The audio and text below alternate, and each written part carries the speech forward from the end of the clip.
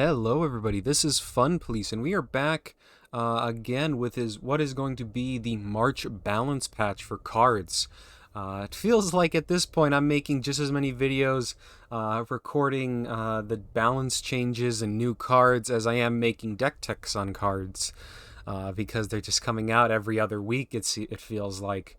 I want to apologize really quick about this video being a little late. Sadly, I've had some tooth problems, and it just overall has not been possible to record without sounding like absolute crap on my end. So I've had to wait a little bit, but mostly feeling better, so that's why this video is coming out, and I expect to do some deck techs in the future, probably one later this week. Regardless, let's just jump right into the balance changes. And we'll start off with easily probably the biggest one and that got the most people talking. Close air support has been reworked. Instead of being give a unit +X+X, where X is the number of British air units you control, the new close air support is going to be a 1 credit order, and target friendly British air unit gets +1/+1, and the adjacent units get +1/+1 as well. Now that is actually quite a big change. Because now you're not able to make nearly as big of swordfish or similar units compared to how British Air plays itself right now. One of the strongest things Britain Air can do is play a swordfish turn 1 and then play out some other British plane and essentially use close air support to make a 3/5 bomber on turn 2. That's probably one of the most signature things and offers a very powerful and hard to deal with threat. Plus, it also works very well with units like the Fury Hurricanes, the Spitfires, or anything that has blitz, such as the Wellington. And overall, close air support has been a linchpin in the deck for practically since it's ever been played. So this rework is changing up how Britain Air is going to have to build itself. I do think that Britain Air will overall survive, but it is going to take a lot of experimentation to find out where exactly Britain Air ends up, because the new close air support is wanting to go into a board flood style effect, which the current British Air also does kind of do. It already runs cards usually like Calm Before the Storm in order to buff your entire board. So the elements, I think, are already there. They have a lot of cheap planes, and the most notable thing is that you're going to be able to play more ground-based units. Close air support now only cares about having 1 air unit on the board, meaning that we could potentially look at running maybe something like the 2-pounder, which would be a 0 operation cost unit to get buff up. Maybe there's some tanks we'd want to run. Off the top of my head, I can't think of any. Maybe like the Cruiser Mark III, but sadly that card hasn't really seen play. But maybe now that we can also slap some buffs on it, it can help to give us more oomph on our big bombers, or just maybe infantry. But regardless, there's a lot of different units that can now maybe work their way into this deck that otherwise usually didn't have space. The core of the deck I don't think changes that much, but again, it's all going to just come down to how do we best utilize the new British Air over the old one, because that is definitely going to really change how the overall experience goes.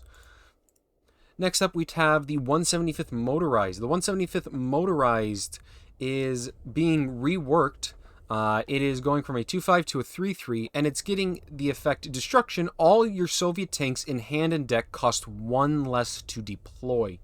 So the big effect that this is going to have on Soviet decks is kind of interesting, because for a while we've seen a very small amount of Soviet T-34 based decks, mostly after the 214th Amur and the T-34-76 Polish card came out. We've seen some decks that kind of utilize this beatdown package. And 175th was kind of meant to work in that regard. However, it ran into a bit of a problem where paying 3 credits to put a unit out and then not being able to, you have to have the unit stick, just made it too slow and a little too clunky overall. This new version is still slow because you have to kill off the 175th to get the discount, but the fact that it counts all cards in hand and your deck means it's actually very easy to get that discount. On top of that, it also works on a larger amount of tanks. Pretty much anything with heavy armor or any tank in general is potentially here to be used with this. I definitely, for example, stuff like the T60, obviously like the T34s, but KV1s, even the special KV1 with guard could be good. You could also definitely run the ISU 152, and maybe even units like the KV2 and IS2 all could maybe find some more room because they're going to cost a credit or two less. There is the interesting question of tutoring this unit up, but thankfully there is Zukov, which is able to potentially tutor up one of these guys really early on, so you get that discount going much earlier into the game. Now, whether or not you're going to run other infantry also, you probably still will, but I think that overall 175th is going to be more beneficial. The one thing I do want to note, though, is that the Polish T-34 is not going to get this discount because it is not a Soviet tank at the moment. It is actually a Polish unit in-game, so it won't get the discount, so that's a bit of a shame. But beyond that, you know, we can still definitely lean into maybe like the T-34 1942 or the T-34 85. Those could all realistically work their way into the game and maybe work their way into the deck, and maybe we can find something that works there. Otherwise, I don't see the 175th seeing a lot of play outside of that specific deck.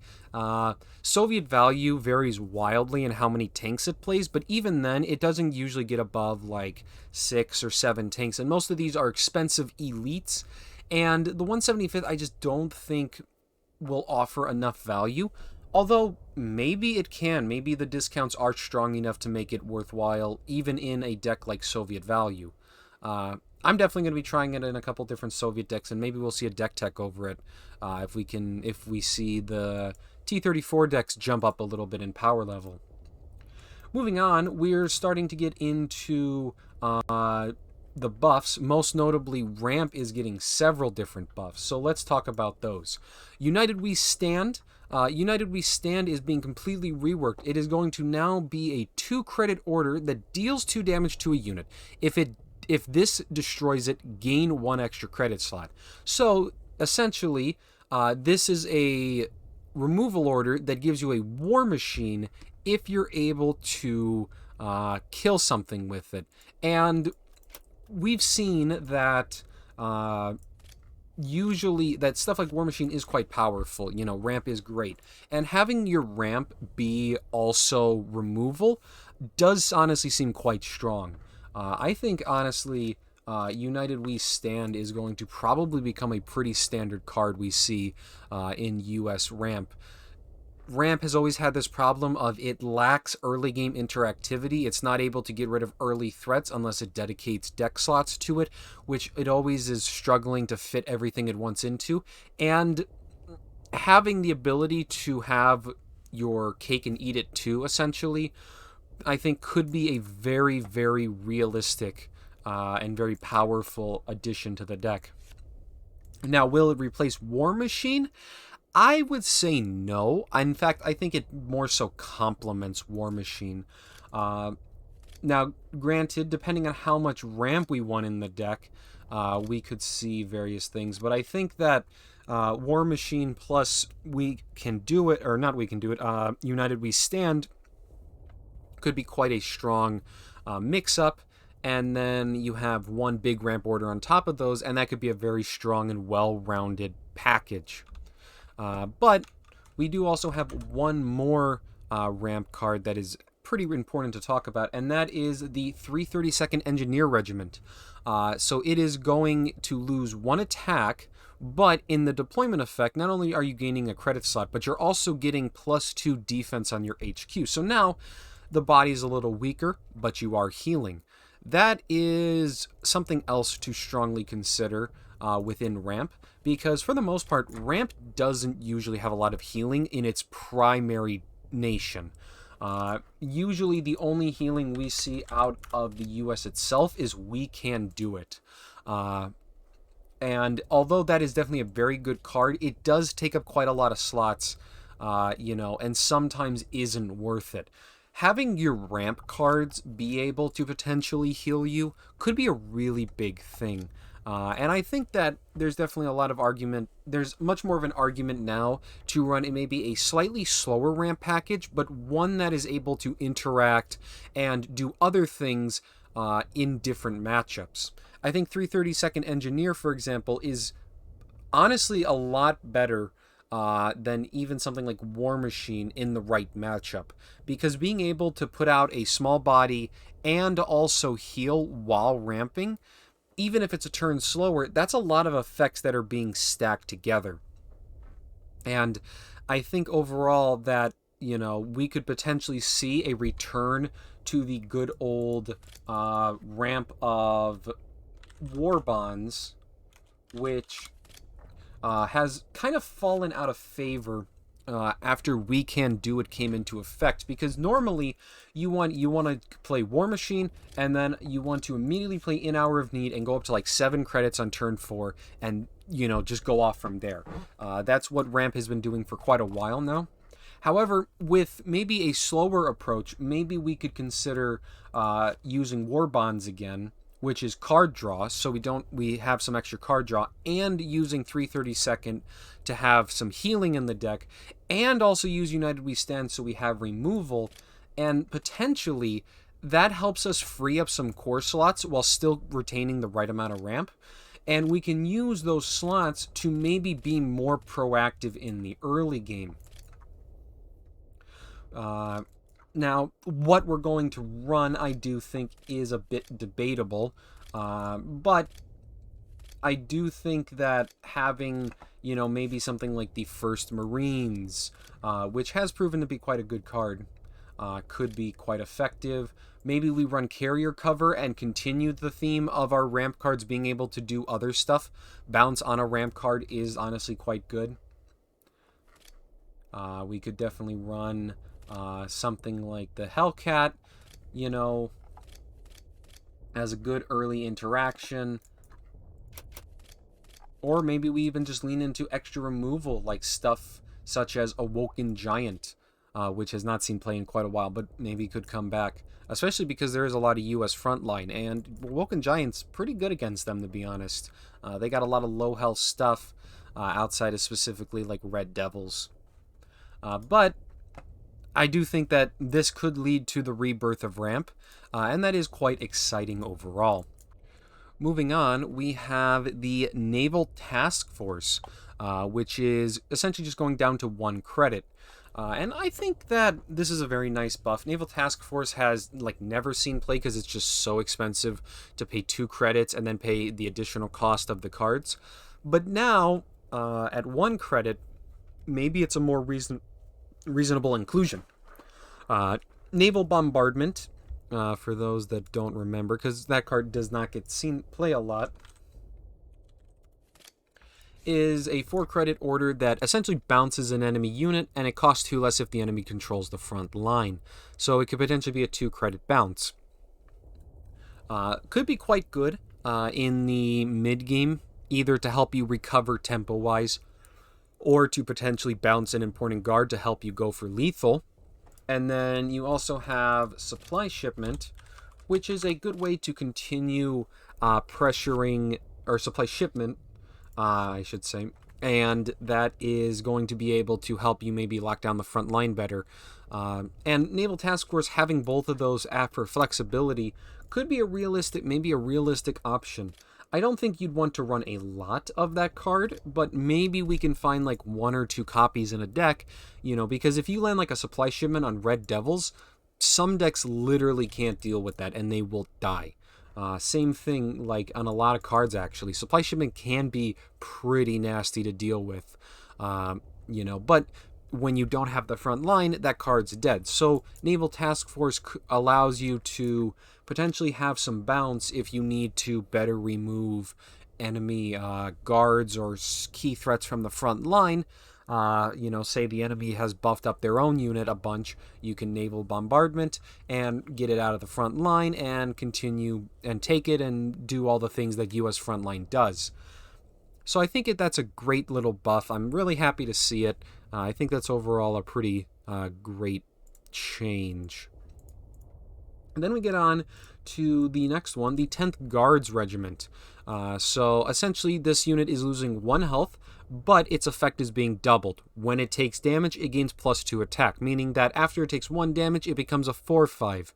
If it takes another point of damage, it's a 6/4. And then it's like an 8/3 and a 10/2 and even a 12/1 if you can damage it 5 times and not have it die. Overall, I am not really sure anything wants this, to be honest. Even a deck like Self-Damage, which although does have synergies with the 10th Guards Regiment, I don't want to be playing essentially in a vanilla 4-drop infantry. In best case, you can make this into a 4-credit 4/5 that gets a little bit of attack after it attacks something or takes a little more damage.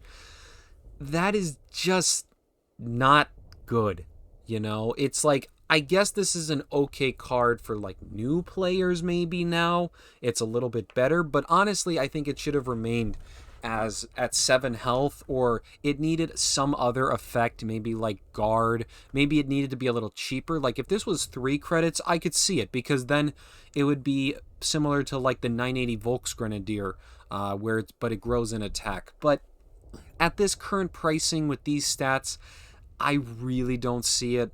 I even think in US or in a self-damage deck, there's just better options.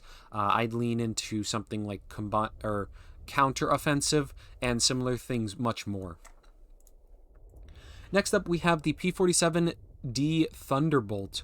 Although the text has changed a little bit, essentially the only thing that matters is, at least right now, is that the Thunderbolt went from a 3/6 to a 4/6, and that's actually quite impactful. Although it may seem kind of low impact at first, we have seen that a 4/6 fighter that does something when it kills enemy units has seen play, which is in credit to the Ju-88 G6. This card has shown up in some control decks for Germany, and now the Thunderbolt is essentially a different version of the 88, or the Ju-88. I could legitimately see the Thunderbolt starting to crop up in some decks. The addition of card draw alongside just overall having various, a beefy mid-game unit has seen play before. There is precedent for this to work. So I think the Thunderbolt does have a realistic chance of showing up. And in all honesty, drawing a card may be an even better effect, because usually you want to be drawing cards from your own deck rather than taking random enemy units. Although there are times that the Ju-88 has much more value, like if you steal a high impact deployment effect unit, that can be really good. But the Thunderbolt might be a more consistent option. But regardless, I think it's definitely a really good buff. I think overall very cool. 8th Cavalry Regiment is the next buff. It's going from a 2 operation cost to a 1 operation cost. Very, very small buff. 8th Cavalry Regiment is a card that can fit into self-damage, because you're able to completely negate it. And with a better operation cost, the 8th Cavalry is a more solid option on its own. I honestly wish like the stats had been changed around. Like I would have preferred if this was like a 3/6 or something like that, or maybe even a 4/6. The lower operation cost makes it a little bit easier to use this unit, but in general, you want this guy, at least for self-damage, you want him sitting in your back line, and then you're playing your other cards that are damaging your HQ, and you're not taking any damage. So It's a very small buff, I think. Helps new players at least, so that's nice. But otherwise, I don't have a whole lot to say on it. We also have Land of the Free, which is able to target any unit and reduce their operation cost to 0. This pretty much has one purpose. That is to work with the US card direct hit, at least right now. But you're able to play those in combination, and direct hit will instantly kill any unit. That's not the worst combo, but there's not a deck that wants that. The effect that has come from something like Bolster the Ranks, which has inspired decks before, has just fallen out of the meta, and it hasn't gotten like any real tools. Something like 75th Rangers, after it got nerfed, just never really showed up again. And after that, the deck just kind of disappeared. And I don't think that this combination of direct hit Land of the Free is going to make that come back. But maybe this is going to be something for the future. Maybe a future expansion is going to make operation costs matter a lot more, and we'll see a resurgence of Bolster, and then all of a sudden Land of the Free becomes potentially a really good card again. There are new player decks that do base themselves around these high operation cost units, something like the 4th Marines. And Land of the Free is a very cheap way to get this guy moving and attacking. So, maybe that it could also help new players, but at least for a competitive sense, I would expect not to see much of Land of the Free for the foreseeable future. And the final buff for today, the Type 96 AEA gun.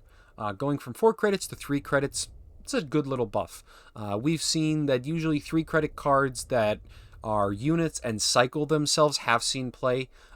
Notably, the Panzer 38T from Germany is quite good, but the Type 96 itself also has that ability to really punish enemy air units if it's on the board. I think it overall becomes a pretty solid option for slower Japanese decks. Not anything amazing. This isn't a card that is like going to win games more often than not, but having a 2/2 artillery that draws a card honestly probably would see play or is very close to playable, and then having that extra effect of being able to really shut down enemy air units, I think that does have some merit. So I do think we'll actually start seeing this, and I think that's a great little buff. And that's it in terms of the balance changes. They are coming out in just a couple days. And then we'll be able to mess around with them. Let me know down in the comments below, what is your favorite balance chase out of these, and how would you rate this? Is this one of the best balance patches ever? Is it one of the worst, or are you somewhere in between? I'm always curious to see what other people are thinking on this. Personally, I do overall like this change. I do question some of these changes, like the 10th Guards and the 8th Cavalry. These just seem like such small changes. And if anybody that knows me knows that I really like small changes. Just going backwards, or going into, let's just go over here a little bit. Cards like the Churchill Mark IV, which went from a 2.6 to a 2.7, that was one of my favorite changes to come out of this. Or something like 503rd Motors going down in cost. Small changes like that I think do work very effectively.